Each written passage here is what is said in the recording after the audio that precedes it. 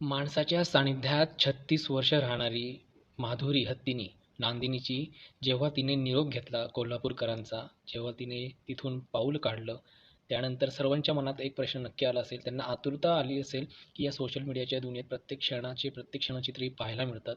तर वनताऱ्यामध्ये जेव्हा ती प्रवेश करेल, त्यानंतर तिची येणारी जी दृश्य असतील ती कशी असतील? तर ती ही दृश्य आज आलेली आहे.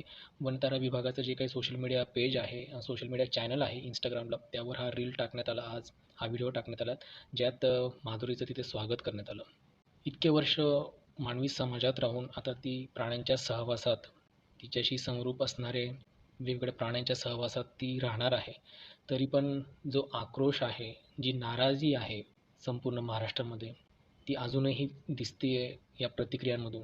अजूनही लोकांचा तेवढाच राग आहे या अंबानी परिवारावर, या सरकारवर, त्यांनी ज्या पद्धतीने हा निर्णय घेतलेला आहे. अजूनही लोक एकजुटीने येत आहेत. जिओ सारख्या जे काही त्यांचे जे काही व्यवसाय आहेत त्यांच्यावर बहिष्कार टाकतायत आणि मागणी करतायत आणि प्रयत्न करतायत. सगळे एकजुटीने येत आहेत की माधुरीने पुन्हा यावं. कारण की बऱ्याच जणांची एक भावनिक नाळ तिच्यासोबत ही जुळलेली होती. ती जरी आता प्राण्यांच्या सहवासात गेलेली असली तरी देखील अजूनही लोकांना वाटते की तिने परत यावं.